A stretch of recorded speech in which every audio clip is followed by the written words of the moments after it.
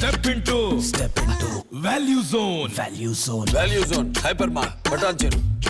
రేవంత్ రెడ్డి తప్పనిసరిగా అందరికీ న్యాయం చేస్తాడనేది నాకు నమ్మిక. దీనితో ఒక శుభ సూచికం ఏంది తెలుసా? పక్క రాష్ట్రమైనటువంటి ఆంధ్రలో షర్మిల గారు కూడా ప్రవేశం అయింది.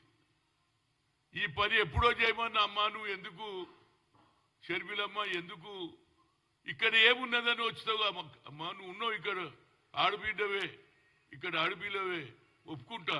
కానీ ఎక్కడనైతే పోగొట్టుకున్నదో అక్కడనే ఫైట్ చేస్తే అదేదో పాట ఉన్నది, ఏది ఆకులు రాలినతే మళ్ళా పురుగుతుందని ఒక పాట అయినా, అక్కడ నీకు న్యాయం జరుగుతుంది. ఈ పని మొదలు ఎప్పుడో చెప్పిన అమ్మ నువ్వు ఇక్కడెందుకు అనవసరంగా టైం వేస్ట్ చేస్తున్నాను. ఫైనల్ గా షీ హాజ్ అగ్రీడ్.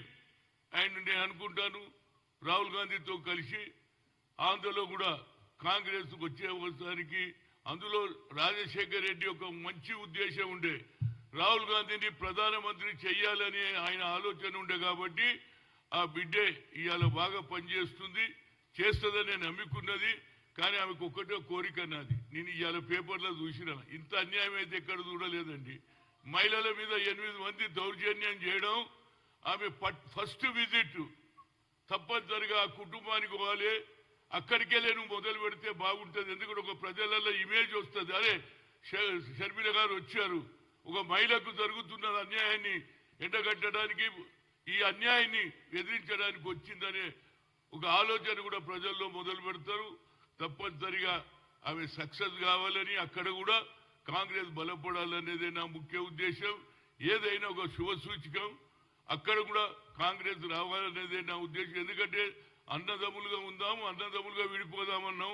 వాళ్ళు మాకేమి శత్రులు గారు, వాళ్ళు మా అన్నలు, మేము తమ్ముళ్ళం. కానీ అక్కడ కూడా కాంగ్రెస్ బలపడాలి అనేదే నా ముఖ్య ఉద్దేశం. అక్కడి నాయకులు కూడా అందరు కూడా ఆమెను కోరుతున్నారు. కాబట్టి ఆమె సక్సెస్ కావాలి ఈ కొత్త సంవత్సరంలో. ఆమెకు కూడా నా ఏది ఒక సీనియర్ నాయకుడిగా, ఎందుకంటే వాళ్ళ నాన్నతో ఉన్న నాకు పరిచయం, వాళ్ళ నాన్నను కూడా పిసిసి అధ్యక్షుడు చేయడానికి ఎంతో కష్టపడ్డాను, ఎంతో మంది వ్యతిరేకం చేసినా కాబట్టి ఆమె కూడా అక్కడ సక్సెస్ కావాలనేదే నా ముఖ్య ఉద్దేశం.